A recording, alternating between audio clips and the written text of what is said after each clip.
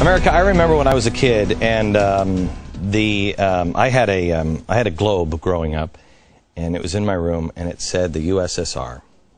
And I remember when the USSR fell, I wished I had that globe still, because the map had been totally redrawn. I believe we are living in a time where our maps today will be outdated and completely redrawn all around the world. We are looking at a president and a left and a movement that wants that to happen. A borderless world, for one, and a caliphate, for two. The president today showed us that he has officially, I think, in my opinion, betrayed our last strong ally, at least slapped them across the face, by suggesting we go back to the 1967 border lines. That leaves Israel an 8-mile strip. You go ahead and try to defend that. You can't. If everyone around you is peaceful, you're good. If everyone is screaming, kill the Jews, you're dead. William Helmrich, he is the author of What Was I Thinking? He is a sociology professor, and we wanted to bring him in because I wanted you to help with this one thought. Do you really think that our president and this administration is so clueless that they have no idea what this means to our ally and to the rest of the world?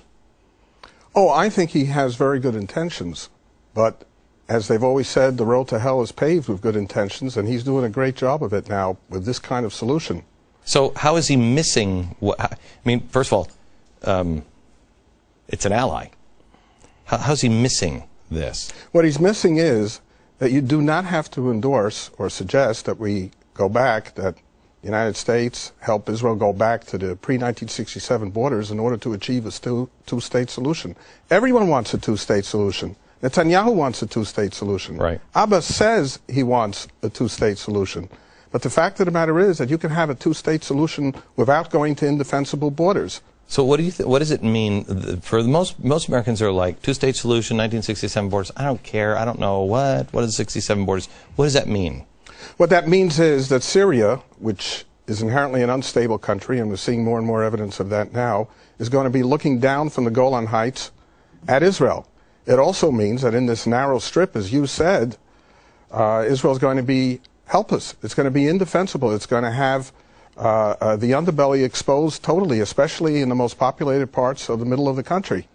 So are the Golan Heights, Tiffany, are the Golan Heights part of the 67? Do you know if the Golan Heights for sure were part of the 67? Because I think that's up on the table. I can tell you. You can tell you know? I can tell you right now because I was there. Okay. The Golan Heights were part of the pre-67 borders, and it was from the Golan Heights during the Six-Day War that Syria rained bombs and sent tanks down into the kibbutzim that were right beneath it in Kiryat Shmona and Metula and all these exposed cities of the north. Now, Israel annexed the Golan Heights, but if Obama's solution stands, the pre-67 borders, that won't mean anything. I have to tell you, if the Golan Heights, I mean, America, this summer I'm going to take you to Israel, and I'm going to show you the different places in Israel, and I'll take you to the Golan Heights.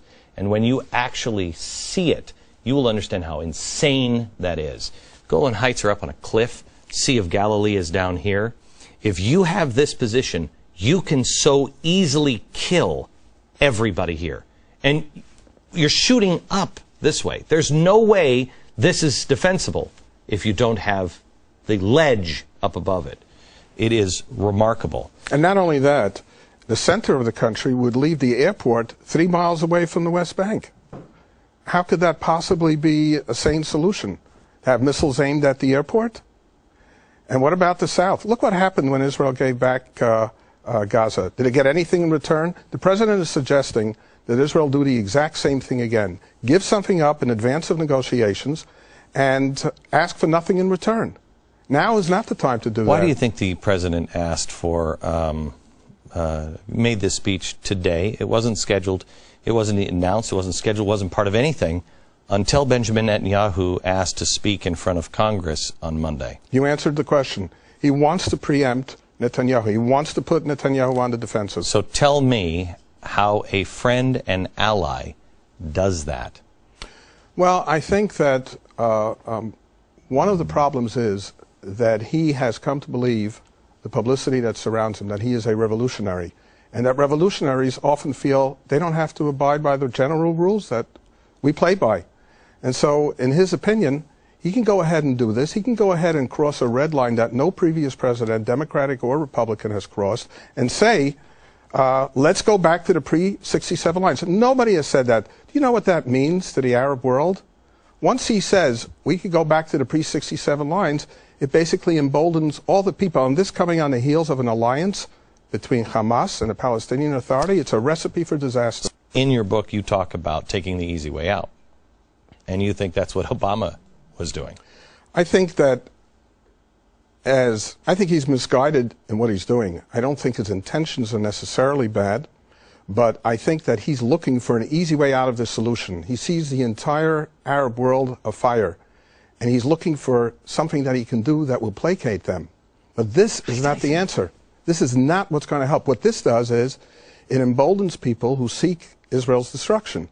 For example, what is Bashar al-Assad thinking now? What is he thinking, Bashar? Is he thinking, oh, I sent people across the border on Sunday, they created a provocation, and now the president says, yes, let's go back to the pre-67 borders. It's almost as though he's being rewarded for what he did. And we all know he's trying to deflect attention from his collapsing regime.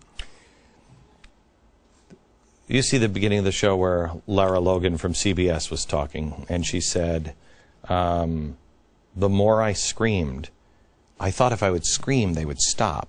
But the more I screamed, the more incensed they became. Israel now is going to say, wait a minute, what does this do to the Arab world, to the people who are literally gathering by the hundreds of thousands and chanting, kill the Jews, kill the Jews? What does this move by our president mean? Unfortunately, it does seem that it would play into their hands and that it would embolden them. That in this particular case, the Middle East is a very, very tough neighborhood. The more you give, the more you're asked to give.